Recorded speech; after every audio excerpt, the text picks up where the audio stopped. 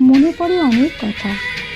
এখানে গল্প নয়, সত্য ঘটনা বলা হয়। জীবন সবসময় সহজ পথে চলে না।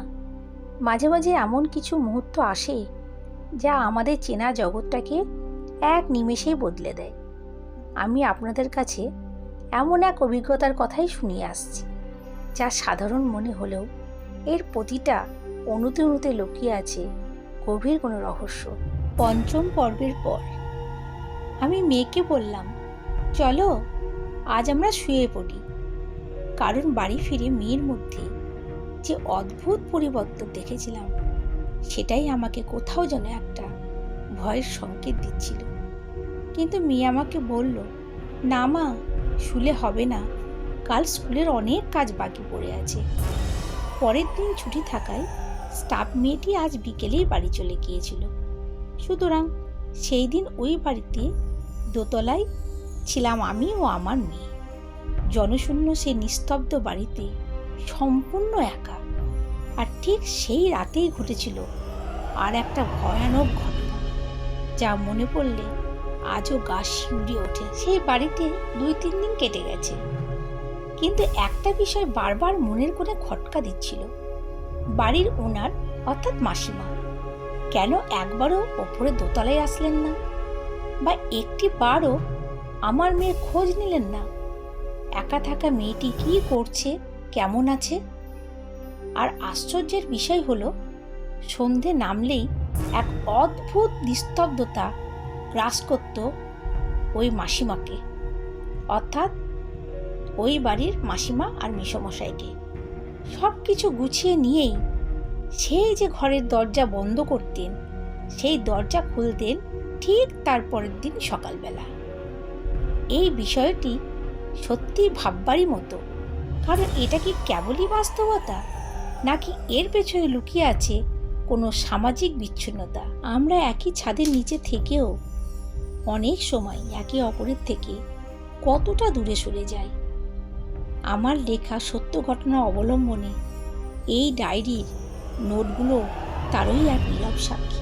মাঝে মাঝে আমাদের অবচেতনে থাকা কিছু ছোট ঘটনা আমাদের জীবনের বড় কোনো সত্যকে চিনিয়ে দেয়।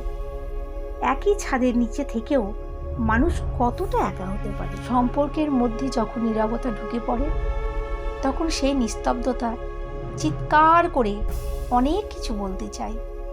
এই উদাসীনতা কি কেবলই সময়ের অভাব, নাকি এক অদৃশ্য দেওয়াল? আপনাদের জীবনেও কি এমন কোনো মুহূর্ত এসেছে কখনো, যখন আপনি সবার মাঝে থেকেও নিজেকে বড় একা মনে করেছেন? অবশ্যই কমেন্ট করে জানাবেন। আর একটা লাইক তো অবশ্যই আপনাদের কাছ থেকে আমি আবদার করতেই পারি, তাই না? আমি আগের কোনো একটি এপিসোডে জানিয়েছিলাম যে আমার চিনির কৌটোতে চিনি না থাকার গল্প। তাহলে কি চিনি ভূত? আচ্ছা, তোমাদের কাছে আমার জানতে ইচ্ছে করছে, ভূতেরা খায়? তাও আবার চিনি? সেদিন আসল সত্যটাকে সামনে নিয়ে আসার জন্য আমি আমার হাজব্যান্ডকে ফোন করলাম।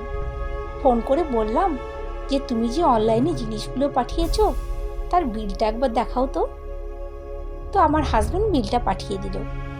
আমি বিলটাকে দেখে অবাক হয়ে গেলাম। দেখো, ভুল তো হতেই পারে, হয়তো সব জিনিসগুলো এসেছে, চিনিটা হয়তো আসেনি। কিন্তু দেখলাম না, চিনিটাও সেদিন ফর্দে উল্লেখ ছিল, অর্থাৎ অনলাইনে যে চিনিটা এসেছে তার বিলটা ওখানে উল্লেখ ছিল। হ্যাঁ, কিছু তো আছে যেটা আমাকে সেদিন সত্যিই ভাবাতে আরম্ভ করেছিল। তবুও আমি কিন্তু সেদিন হাজব্যান্ডকে কিছু বলিনি। তখনও কিন্তু আমি একাই লড়ে যাচ্ছি নিজের সঙ্গে। মানুষের যুক্তি যেখানে শেষ হয়, সেখান থেকেই কি অলৌকিকতা শুরু, নাকি আমাদের মস্তিষ্কই কোনো এক অজানা আতঙ্কে যুক্তির জাল বুনতে ভুলে যায়? তো যাই হোক, মেয়ের ক্লাস 9, অনেক সংবেদনশীল একটা সময়। সেই কারণে ও অনেক রাত পর্যন্ত পড়াশুনো করত, আর আমি ওর পাশে বসে আমার নিজের ডায়েরিটি লিখতাম। ঠিক এমন সময় মেয়ে চেঁচিয়ে উঠল, বলল, মা, ও মা, কিছু শুনলে? আমাদের জানলায় কে আবার পাথর ছুঁড়ে মারল? আমি বললাম, কই রে? মেয়ে আমায় বলল, তুমি কিছুই শুনতে পেলে না? না, সত্যি সেই সময় আমি কিছুই শুনতে পাইনি। আমার মেয়ে ছিল খুব সাহসী, তাই ও এই বিষয়টি গুরুত্ব না দিয়ে আবার পড়াশোনায় মন দিয়ে পড়াশোনা করতে লাগলো। সেই দিন মেয়েকে শান্ত করতে আমি বলেছিলাম, সবই আমাদের মনের ভুল, কিন্তু আজ যখন একাকী বসে ভাবি তখন হঠাৎ মনে হয় আমি কি সেদিন মিথ্যে বলেছিলাম, নাকি মিথ্যেটাই ছিল আমার একমাত্র আশ্রয়। কিছুক্ষণ যাওয়ার পরে হঠাৎ আবার সেই ঝনঝন করে বিকট এক শব্দ। আমি চমকে উঠলাম। চমকে উঠে মেয়েকে এক ধাক্কা দিয়ে বললাম, কি রে, কিছু শুনতে পাচ্ছিস? অর্থাৎ আমি যা শুনলাম তুই কি তাই শুনলি? মেয়ে আমার দিকে তাকিয়ে হেসে বলল, কই, আমি তো এই মুহূর্তে কিছু শুনতে পেলাম না মা। আর যেটা শুনেছি সেটা তো অনেকক্ষণ আগেই হয়ে গেছে। তাহলে বুঝতে পারছো তো, একই ঘরে দুইজন, কিন্তু দুজনের উপলব্ধি সম্পূর্ণ আলাদা আলাদা। আমি আর দেরি করলাম না, কেন আমি তো জানি এরকম ব্যাপার আমার সঙ্গে কিছুদিন ধরেই হচ্ছে। আমি মেয়েকে বুঝিয়ে বললাম, বাবা, অনেক রাত হয়েছে, চল আজকের মতো শুয়ে পড়, আবার সকালবেলায় উঠে বাকি কাজটুকু করে নিবি। তারপর আমরা শুয়ে পড়েছিলাম, এবং কখন যে চোখ লেগে এসেছিল আমি নিজেও জানি না। কিন্তু মাঝরাত, চারিদিক নিস্তব্ধ, হঠাৎ আবার সেই আওয়াজ। কে যেন সজোরে গায়ের জোরে মোটা কোনো বস্তু ছুঁড়ে ছুঁড়ে মারছে আমাদের জানলায়। আমি লাফ দিয়ে বিছানায় উঠে বসলাম। সঙ্গে সঙ্গে আমার মেয়ে দিল। সেই আওয়াজে আমাদের কান ঝালাপালা হয়ে যাচ্ছিল, আর যত সময় বাড়ছিল সেই আওয়াজ তীব্রতর হতে শুরু করে। প্রথমে তো ভয় পেয়ে সব ব্যাপারটা ভূতরে বলে মেনে নেওয়া যায় না, যুক্তি দিয়েও বিশ্লেষণ করে নিতে হয়। কিন্তু যুক্তি দিয়ে বিচার করতে গিয়ে যখন সেটা যুক্তি তর্কের বাইরে চলে যায়, তখনই তো তাকে আমরা অলৌকিক বলবো। হ্যাঁ, আমরা সাহস করে উঠে বসলাম ও দরজা খুলে বেরোলাম। সব লাইটগুলো অনও করলাম এবং প্রতিটা ঘরে গিয়ে জানলাগুলোকে দেখলাম। অদ্ভুত ব্যাপার, জানলাগুলোতে কোনো ভেঙে যাওয়ার দাগ বা চিহ্নই ছিল না। তখন ভাবলাম, তাহলে হয়তো পাড়ার কোনো দুষ্টু ছেলের এটা উৎপাত হতে পারে। জানলা খুলে দেখলাম, কিন্তু গভীর রাতে পাড়াটা ছিল একদম নিঝুম নিস্তব্ধ। আমি আর সেদিন বাড়ির লাইটগুলো অফ করিনি। মনে মনে ভাবলাম, থাক, লাইটগুলো জ্বলুক। লাইট জ্বলতে দেখলে আর যে এই দুষ্টুমিগুলো করুক না কেন আর করবে না। এই ভেবে যেই আমি আমার বেডরুমের দিকে ফিরব, অমনি আবারও একটা সজোরে কিছু পড়ে যাওয়ার আওয়াজ রান্নাঘরের ভেতর থেকে। আমি দৌড়ে গেলাম। রান্নাঘরের কাছে এসে আমি রান্নাঘরের দরজাটি খুললাম, লাইটটাও জ্বালালাম এবং অবাক হলাম, সব মশলাপাতির কৌটোগুলি সঠিক স্থানে থাকলেও চিনির কৌটোটি কিন্তু মাটিতে পড়ে আছে আর টুকরো টুকরো হয়ে ভেঙে গেছে।